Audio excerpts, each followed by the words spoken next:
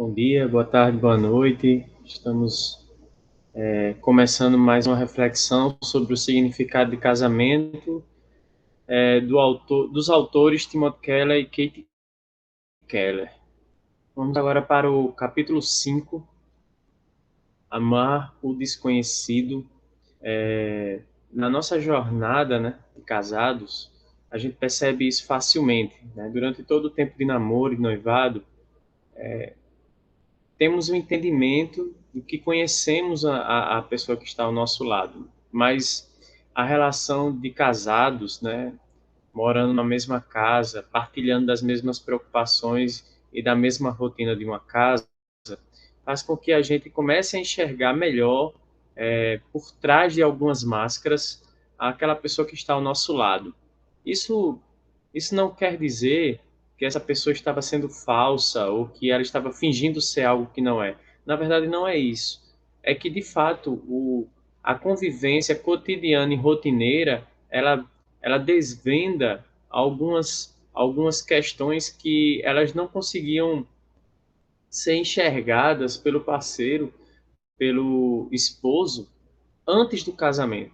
Por uma questão mesmo de convívio, de lado a lado, de partilhar algumas preocupações que ainda não faziam sentido, né, antes do casamento. E aí, como num baile de máscaras medieval, pensando agora na literatura medieval, existe as primeiras horas do baile, todos de máscara, e a gente vai tendo afinidade com cada um, mas chega um momento que essas máscaras são tiradas e a gente vê realmente quem é que estava ali. De uma certa forma, né, guardadas as devidas proporções, o casamento também funciona assim. A gente tem algumas surpresas durante o nosso estar morando junto, enfim, com a esposa, com o esposo, numa mesma casa, partilhando das mesmas preocupações. Então, quando a gente percebe o outro como algumas questões que a gente não fazia nem ideia de que existiam, como a gente percebe o outro como um desconhecido, e aí como agir dentro do casamento. Uma vez que a Bíblia nos ensina o real sentido do casamento como duas pessoas que se tornam uma só carne e que vão partilhar a vida juntos.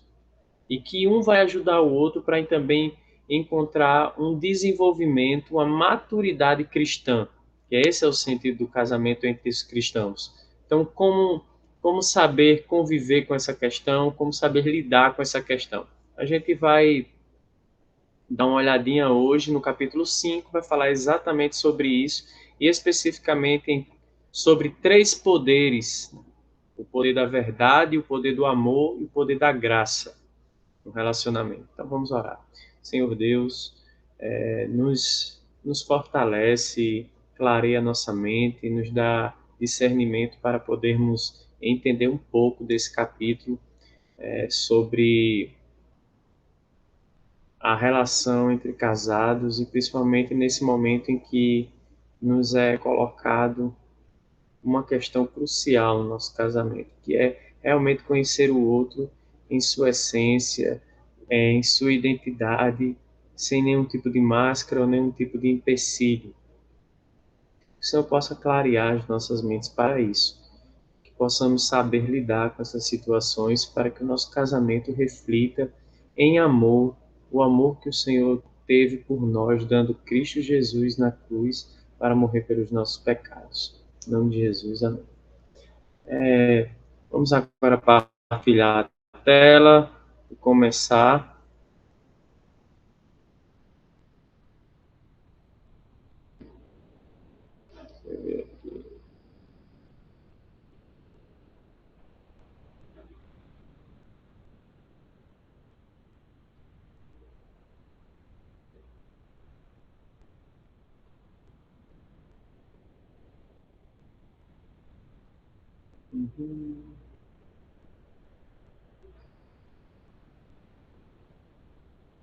Nós estamos aí com o capítulo 5 do livro O Significado do Casamento.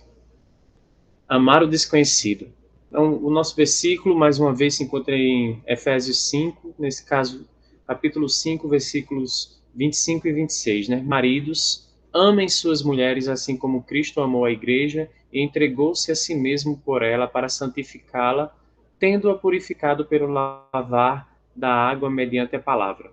Amar o desconhecido. Como a gente já contextualizou, esse desconhecido são as ações, são as questões que estavam escondidas ainda e que a gente não conseguia enxergar. E o capítulo ele vai dividir de uma maneira bem didática, três poderes de um casamento centrado em Cristo, que é a maneira da gente lidar com essa situação. O poder da verdade, do amor e da graça. Então, como instituição divina, o casamento é dotado de vários poderes inerentes que devemos aceitar e usar. Então, esses três poderes, eles vão nos dar a capacidade de lidar com essa situação, né? Com amar o desconhecido. Ao aplicar cada um desses poderes à vida de nosso cônjuge, vamos ajudá-lo a crescer e a se tornar alguém que não apenas reflete o caráter de Cristo, mas que também nos ama e nos ajuda da mesma forma. Capítulo passado falamos sobre isso, né? Sobre o verdadeiro sentido da amizade cristã dentro do casamento. Um ajudando o outro a caminhar em Cristo, a buscar melhores condições de entender a palavra, e isso reflete em ações práticas, né? Incentivar a leitura, incentivar o devocional, incentivar a prática de conversas sobre a palavra de Deus, os livros que envolvem alguns temas centrados na Bíblia, é, a, a própria maneira de estar no dia a dia, cantando músicas que edifiquem, conversando sobre trechos da Bíblia, ensinando a memorização de versículos para os filhos. Tudo isso faz com que um ajude o outro nessa caminhada de santificação e um ajude o outro na maturidade cristã. E nesse sentido encontramos a verdadeira amizade entre marido e mulher. Nesse sentido, a gente pode dizer que esse capítulo é uma continuação desse fortalecimento da amizade, né? Verdadeiros amigos, eles vão se ajudar a encontrar uma melhor maneira de lidar com o relacionamento. E verdadeiros amigos, em algum momento, vão ter que lidar com a verdade. E essa verdade, ela aparece e ela pode ser impactante, mas ao mesmo tempo, quando conseguimos admiti-la, né, seja um defeito que eu tenho, seja uma qualidade, quando conseguimos admiti-la, sem dúvida nenhuma, isso é um salto positivo no relacionamento. Então, o primeiro deles é o poder da verdade, certo? Encarar o pior. A verdade, nesse caso aqui, é aquilo que eu sou, quem eu sou em minhas ações, a minha concepção de mundo, em minhas práticas. Então, quem eu sou de fato, sem as máscaras que eu coloquei naquela fase da paixão, do encantamento, né?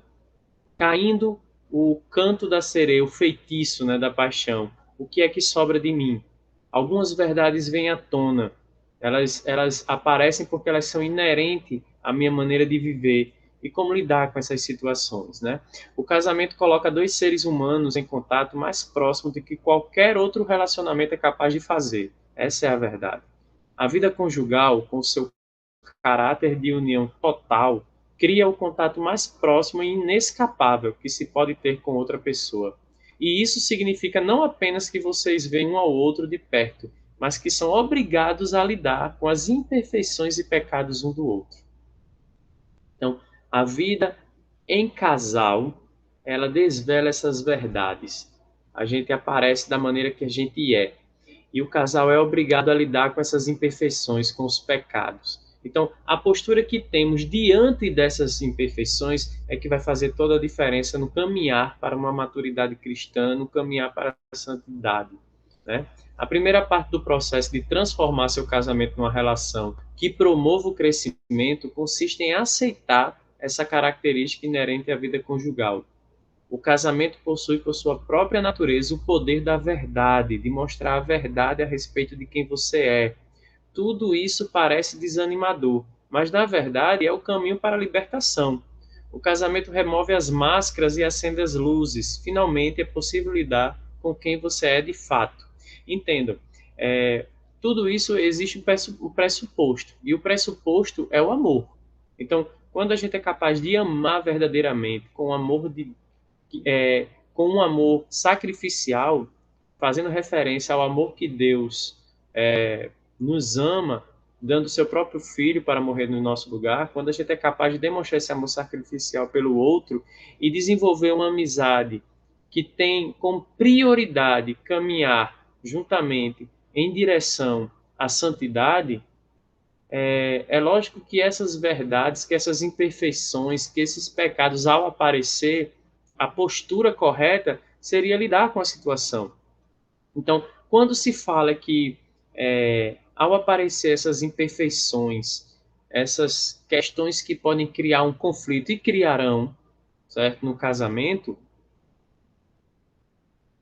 aquele casal que está caminhando em amizade, que está caminhando em amor, eles vão tentar resolver de uma maneira em que essas verdades não mais serão conflitos, mas resoluções que vão caminhar para uma libertação maior, para encarar os fatos da maneira que é e o casal conseguir conviver um pouco mais tranquilo, um pouco mais livre de algumas verdades que, porventura, o casal ainda inexperiente com a situação queira esconder.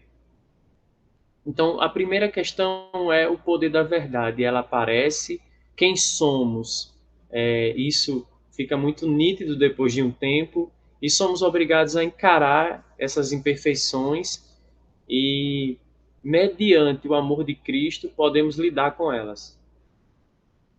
O poder do amor, certo? Renovar o coração, o poder do amor é o que vai me dar capacidade de fazer isso. Então, aqui tem algumas referências, né? O amor e o apoio de seu cônjuge tem poder de curar muitas das feridas mais profundas que você traz. Essa é uma frase muito importante, porque ela remete a muitas linguagens em que o amor pode se manifestar, né?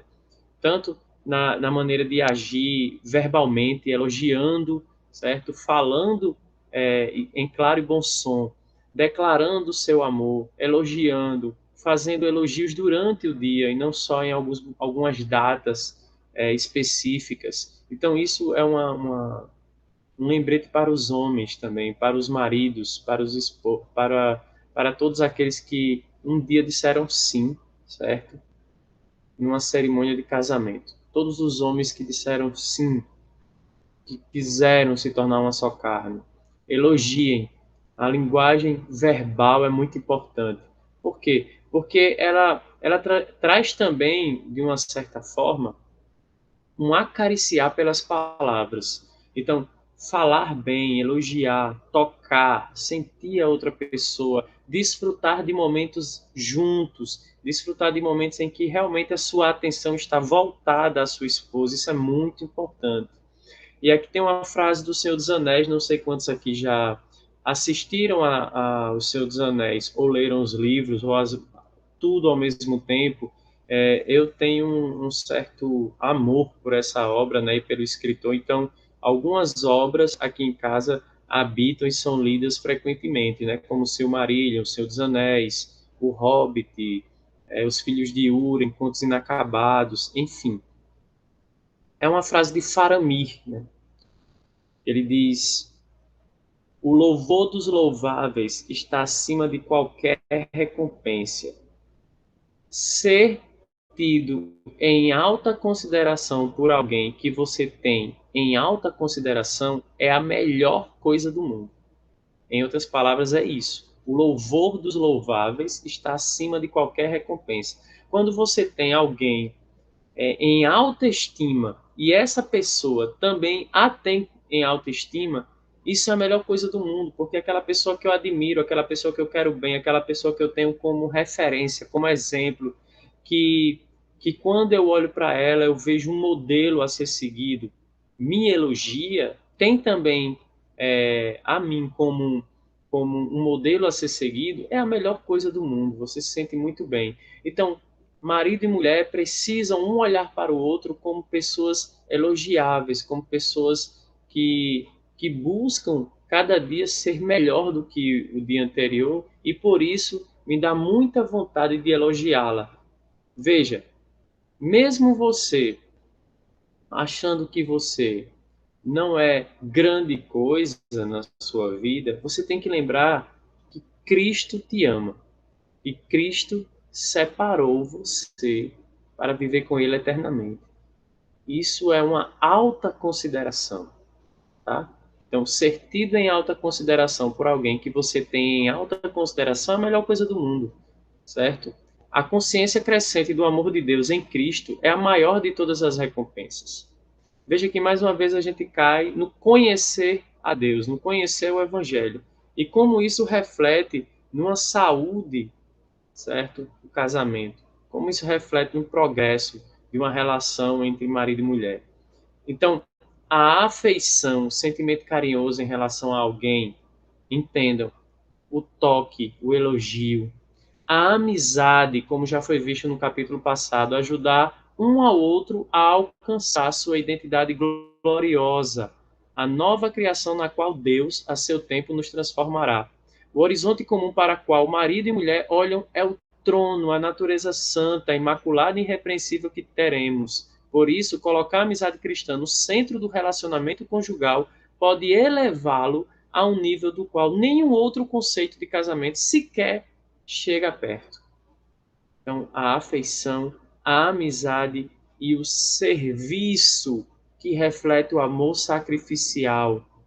Não há melhor maneira de cônjuges cristãos prestarem serviço mútuo do que ajudar um ao outro a crescer espiritualmente. E aí a gente volta para a questão da amizade. Quando a amizade está centrada em Cristo, um vai ajudar o outro a crescer espiritualmente, a caminhar em santidade. E essa ajuda pode ser manifestada em várias ações. Uma delas é o incentivo à leitura de livros cristãos, do estudo da palavra, da oração em conjunto, do louvor em casa, de cantar músicas que elogiem Deus, né? que teçam elogios a Deus. Isso é um ambiente seguro para os filhos, é um ambiente sadio e é um ambiente que pode elevar o seu casamento a outros níveis, né? Porque o seu casamento está espelhando Cristo. Então, o poder da graça, a reconciliação. O terceiro ponto. É bom que se diga que uma casa em que o marido e a mulher eles demonstram o amor, eles procuram demonstrar o amor, é uma casa em que os filhos também se sentem seguros, é uma casa em que os filhos podem acreditar no amor, é uma casa em que os filhos podem acreditar no respeito e no temor a Deus. Então, todo o ambiente familiar, ele acaba se beneficiando dessa demonstração entre marido e esposa, demonstração de amor. Então, o poder da graça, a reconciliação. A experiência da graça de Jesus torna possível a prática das duas práticas mais importantes no casamento, o perdão e o arrependimento.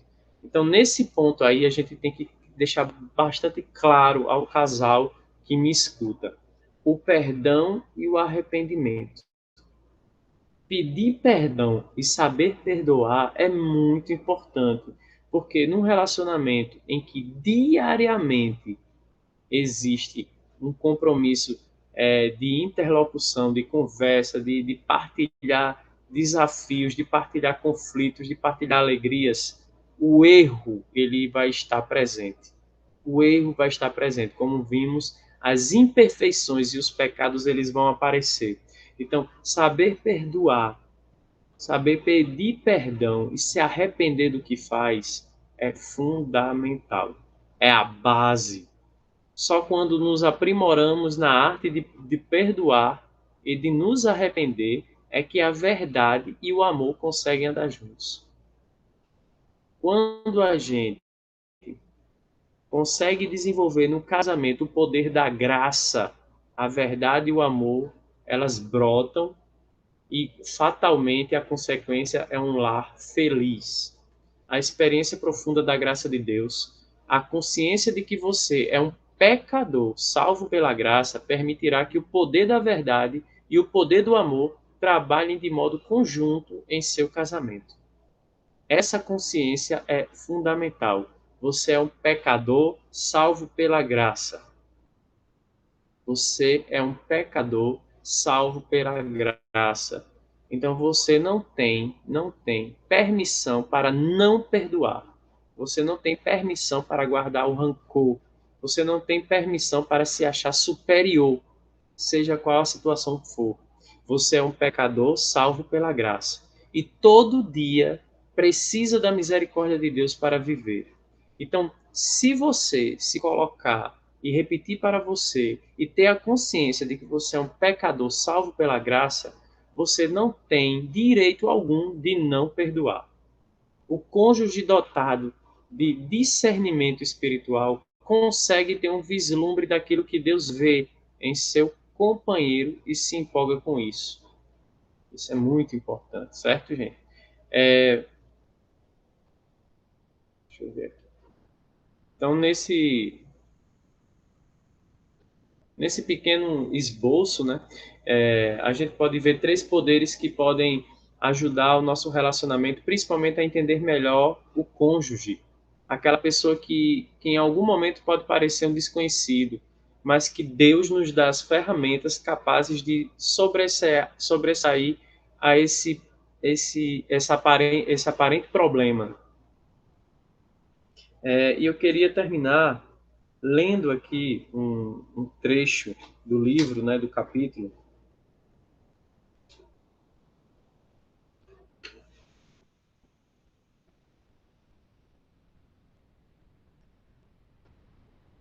É o seguinte: contudo, o Evangelho nos transforma de modo que nosso conceito próprio não se baseie mais em nosso desempenho na vida. Somos tão maus e imperfeitos que Jesus teve de morrer por nós. Estávamos tão perdidos que nada menos que a morte do Filho de Deus poderia nos salvar. Mas somos tão amados e valorizados que ele se dispôs a morrer por nós. O Senhor do universo nos amou o suficiente para se sacrificar por nós. Portanto, o Evangelho nos humilha até o pó e, ao mesmo tempo, nos exalta até os céus. Somos pecadores, mas, ao mesmo tempo, inteiramente amados e aceitos por Cristo. De que maneira se obtém o poder da graça? Você é incapaz de criar esse poder. Pode apenas refleti-lo para outros se o tiver recebido.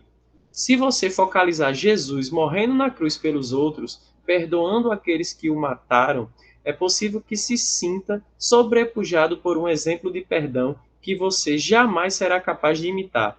Se, contudo, focalizar Jesus morrendo na cruz por você, perdoando você, purificando você de todos os seus pecados, tudo muda de figura.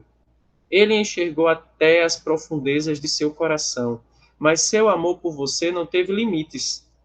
E a alegria e a liberdade resultantes de saber que o Filho de Deus fez isso por você o capacitam a fazer o mesmo por seu cônjuge. Elas lhe conferem humildade e riqueza emocional para exercer o poder da graça. Então, essas são as últimas palavras que eu quero deixar sobre esse capítulo. Que, vamos orar agora para encerrar e que esse capítulo possa ser uma bênção na sua vida. Senhor Deus, muito obrigado por esse espaço, por esse momento. Podemos falar um pouco da tua vontade dentro do casamento. Possamos nos enriquecer da tua palavra e ter uma consciência mais aprimorada para saber viver sobre o mesmo teto com outra pessoa e que a busca seja a mesma, seja imitar a Cristo e que seja também a tua glória. Te louvamos e te agradecemos em nome de Jesus. Amém.